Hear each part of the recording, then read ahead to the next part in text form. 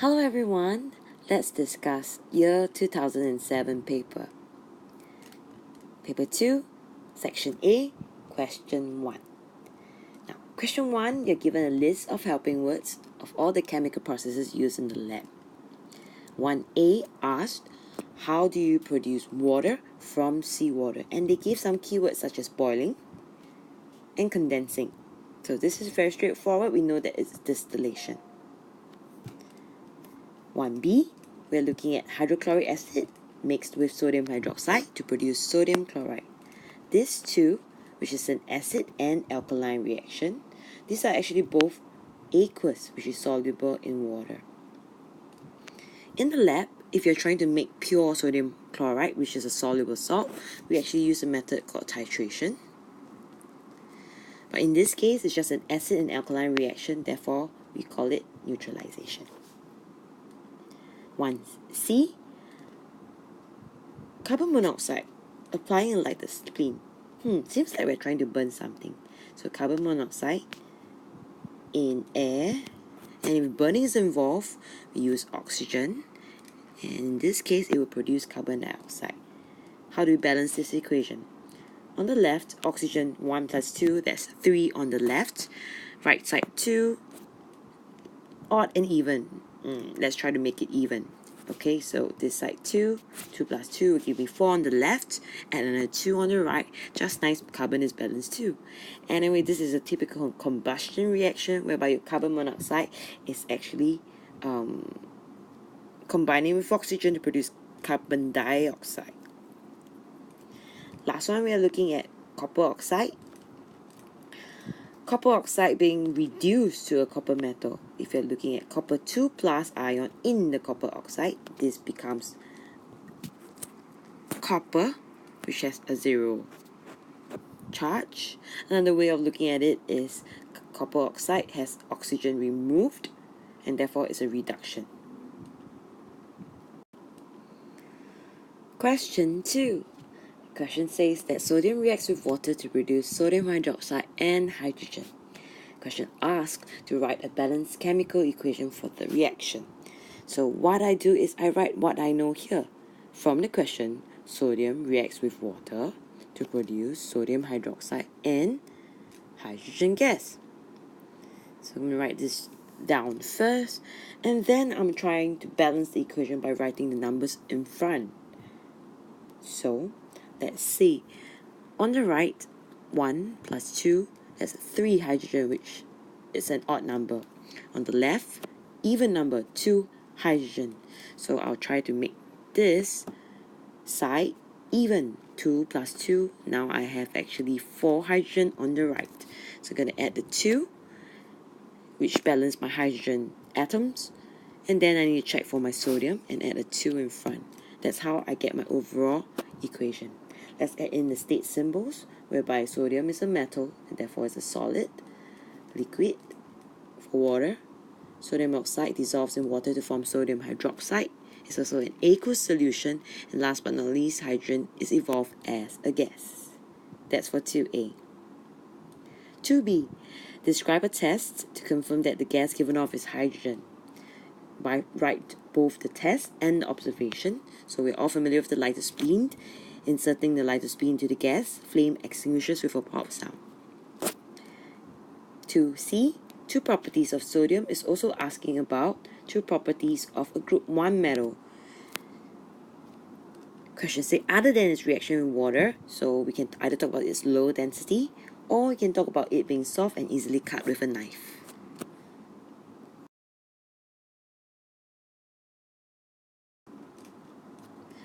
Question 3, you're given some elements, the symbol, and the proton number. Just be careful. So let's say in the periodic table, you're given carbon, and you see some big numbers at the top. The top number is actually called the mass number, or the nucleon number, which is made up of protons, number of protons plus number of neutrons in the nucleus of the atom.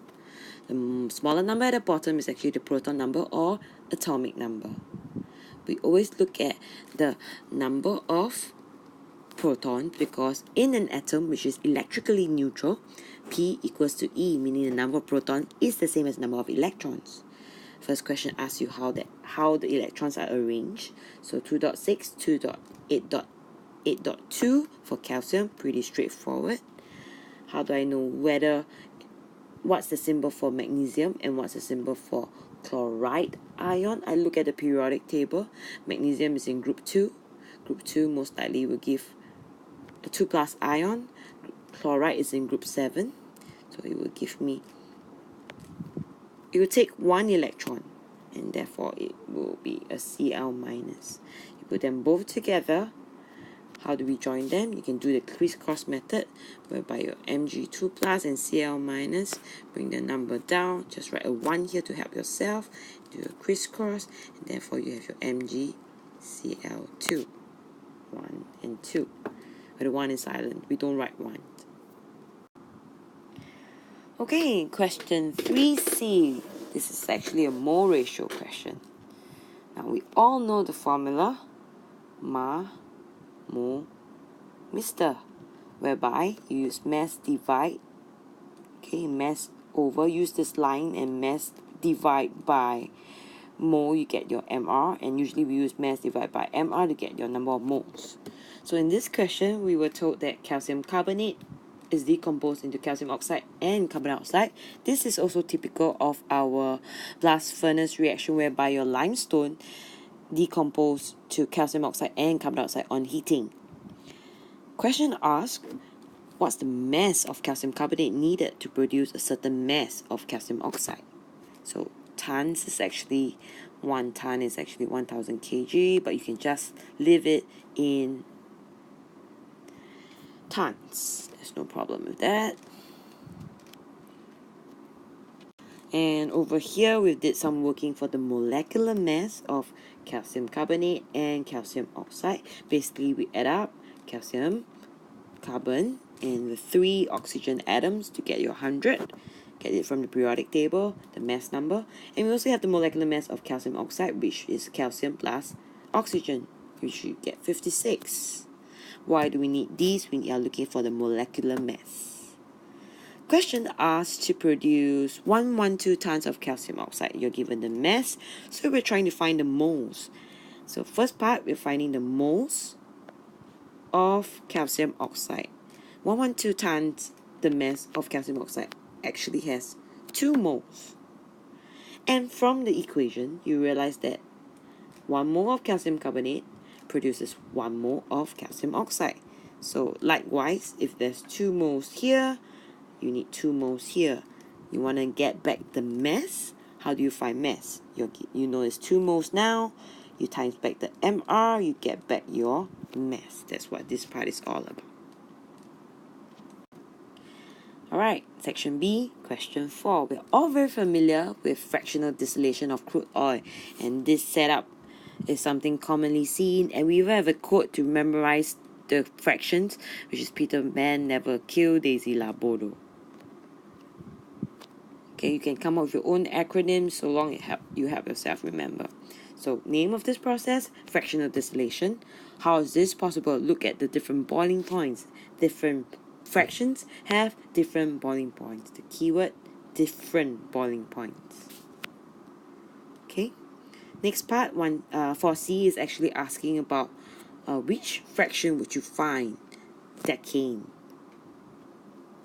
So 117, wrong, 174, so most likely it will be here. So that's the fraction we're looking at, and the answer is paraffin or kerosene.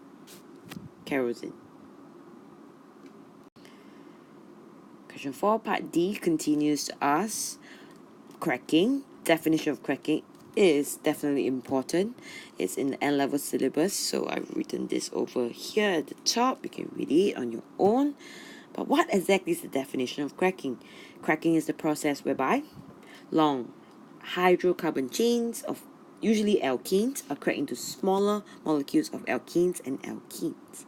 Now, notice in the definition in N-levels, your syllabus objective, they were very specific and says that alkenes and hydrogens are produced by cracking of hydrocarbons. Okay, this is essential for meeting the demands of fraction for smaller molecules. Some conditions for cracking, you need to you need to know the conditions, both in terms of temperature and the catalyst involved. Name the aluminum oxide catalyst, and if you want to leave it at 450 degrees Celsius, it's fine, but those are the conditions for cracking.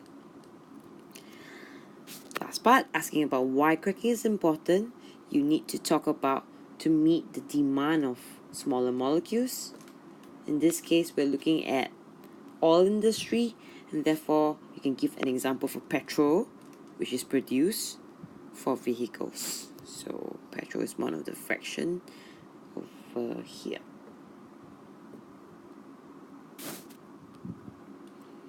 Okay, everybody knows this, the ethene family for part 4. They gave you the formula even. Okay, ethene, we know it's a carbon-carbon double bond family. This stands for 2 carbon, and then each carbon can only take up to 4 bonds. So let's check whether this is correct. 1, 2, 3, 4. Very good. Use another color. 1, 2, 3, 4. That's 4 carbon also. Another way of presenting this is when it's slightly slanted. Okay, this is correct too. Question 5. Now I need you to keep calm when it's a long question or any data question. So for question 5, they tell you that an experiment is carried out to compare the acidity of various fruit juices. They tell you that the universal indicator is added to a fixed volume of each fruit juice. And then they actually use sodium hydroxide, add it slowly. You have an acid and alkaline slowly added to acid to find out when the universal indicator turns color. So neutral. So back to when it's green. So I'm going to use green here. So they say over here the table actually summarizes the volume of sodium hydroxide needed to actually neutralize the acid in the respective fruit juices. So first part, they asked you to complete the bar chart. You must score for this kind of question. Okay, just follow the data. Just be careful over here. Zoom in a little bit. Just make sure your points are taken very well. Okay, so in between 10 and 8, you get your 9, so on and so forth. And the question asks for a bar chart, so this is how it looks like. So make sure all your points tally and score for this one. Okay? Now, if it's the most acidic, I would definitely need the most amount of alkaline to reduce it. So from here, I know that lemon fruit juice was the most acidic, and the least here would be pear. Pear is kind of sweet anyway. See, part 1 is a factual question. We are looking at 7 for sure. And I actually used something from the web. This is the color of the universal indicator. Don't need to remember, or at least you must know that if it's neutral, it definitely will be green at 7. If it's acidic, usually towards the red side. And if it's alkaline, more blue or purple. That is the color of the universal indicator in different pH. Part D. Now, we're doing titration. The question asks the apparatus needed. Choose 4. We definitely need the burette, the pipette, and the pipette is the one that can measure exact volume of 25.0 cubic centimeters. You need other things like your conical flask, but this is the one that you need to use the pipette filler to fill. Okay, abstract art. Okay, next. Part E. Question says that lemon juice, which is acidic, is added to sodium carbonate. Now think, what kind of reaction is this? So we're going to write it at the side. Yes, it's an acid and carbonate reaction. Now, acid and metal carbonate reaction, what does it give you? It gives you the salt, carbon dioxide, right in short form, and water. Okay, so name the gas, definitely carbon dioxide, and the identity. How do you identify this gas? We're looking at bubble or pass the gas through lime water, and I need you to write a proper observation. And a white precipitate is produced in the presence of carbon dioxide. Question 6. you're given some metals, they help you with the reactivity series over here. And then they give you another list of when these metals were discovered. So, first part, they're asking what's the relationship between the position of the metal in the reactivity series and the time when it's discovered. So the relationship we're looking at is the less reactive the metal, the earlier it was discovered, or the other way around. The more reactive, the more recently was it discovered. That's for part A. For part B, now copper and zinc. Okay, I actually showed you a bra before, and copper and zinc gives you brass. Remember? So this is an alloy. So what is the name given? We're looking at alloys. Now, 3 marks, 3 points in your note.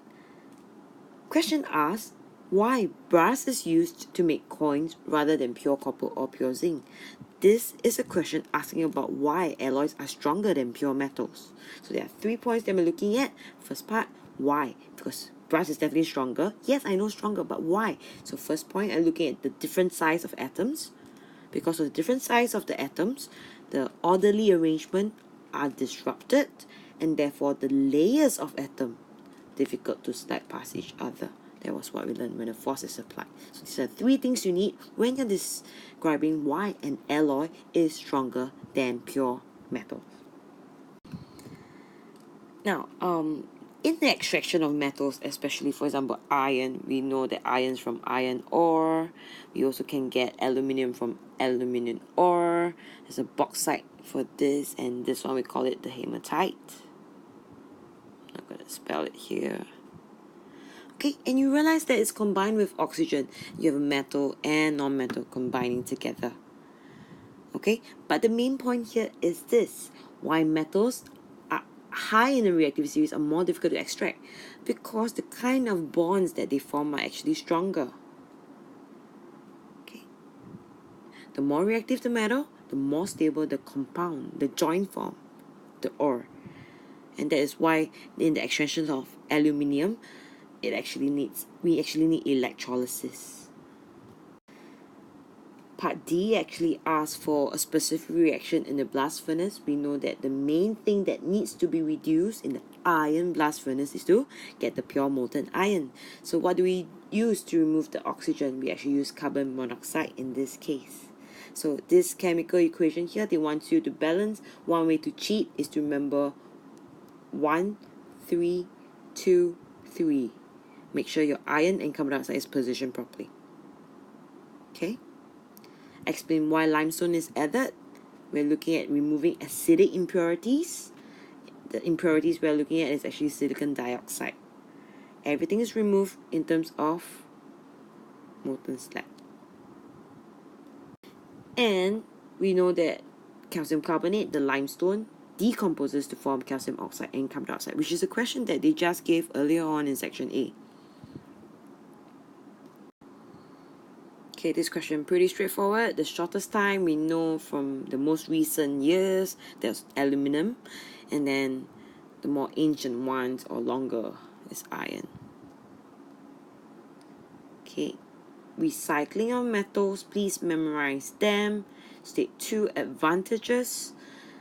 Basically, definitely need to know the word finite resource. Okay, metal supplies will run out if they are not recycled, and if you recycle, it's definitely commercially cheaper than extracting them from its ore, because a lot of energy is needed. And here we have paper 2, 2007, done.